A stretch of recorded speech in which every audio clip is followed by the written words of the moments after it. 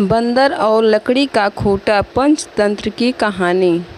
एक बार की बात है, एक शहर के पास एक बड़े मंदिर के निर्माण का कार्य बहुत ही जोरों पर हो रहा था। उस निर्माण कार्य में बहुत संख्या में मजदूर कार्य में लगे हुए थे। लकड़ी चीरने के लिए अधिक मजदूर थे। वहाँ पर चारों तरफ लकड़ियों के लट्ठे बिखरे थे। लट्ठे और सतीर चीरने का काम वहाँ पर हो रहा था। सभी मजदूर को दोपहर के समय भोजन करने के लिए हमेशा शहर में जाना होता था। जब सभी मजदूर भोजन करने शहर जाते थे तब वहाँ पर कोई नहीं होता था। एक बार जब खाने का समय हुआ तो सभी मजदूर काम को छोड़कर खाना खाने के लिए चले गए। वहाँ पर एक लकड़ी का लट्ठा आधा चीरा हुआ रह गया था। उस आधे चीरे हुए लकड़ी के लट्ठे में मजदूर ने एक कीला फंसा दिया था। मजदूर ने ऐसा इसलिए किया क्योंकि वापस जब काम शुरू हो जाए तो उसमें आरी को आसानी से घुमाया जा सके। उस समय वहाँ एक बंदरों का झुंड उछल कूद करता हुआ आया।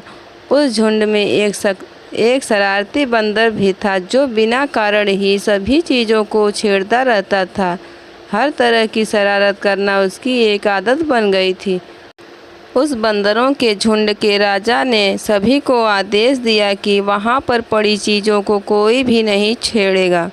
राजा के आदेश के अनुसार सभी बंदर पेड़ों की तरफ मुड़ गए, लेकिन वह शरारती बंदर सभी की नज़रों से अपने आप को बचाकर वहाँ पड़े लकड़ियों के लट्ठे के पास ही रह गया और वहाँ पड़ी लकड़ियों को छेड़ने लगा। अचानक से उस बंदर की नज़र वहाँ पर पड़े अधचीरे लकड़ी के लट्ठे पर पड़ी। वह उस लट्ठे पर जा बैठा और लट्ठे के बीच में दिए गए किले को देखने लगा। किले को देखते देखते उसकी नज़र वहाँ पर रखी आरी पर पड़ी। उसने आरी को उठाया और वहाँ पर पड़ी लकड़ियों पर रगड़ने लगा। जब आरी को लकड़ी से रगड़ा तो उसे कर्र कर्र की आवाज़ निकलने लगी। जब उसने यह आवाज़ सुनी तो उसे गुस्सा आ गया और आरी को वहीं पर ही पटक दिया। कर्र कर्र की आवाज़ का बंदरों की भाषा में नखट्टू अर्थ का होता है। फिर वापस उसी लट्ठे के बीच फंसे कीले को देखने लगा। देखते देखते उसके मन में एक कौतूहल हुआ कि यदि इस कीले को इस लकड़ी के लट्ठे के बीच में से निकाला जाए तो क्या होगा।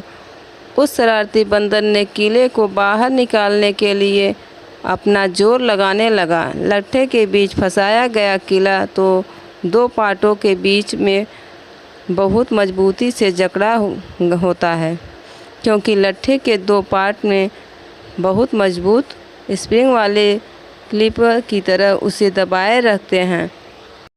वह शैतान बंदर अपना पूरा जोर लगाकर उसे हिलाने में लग गया।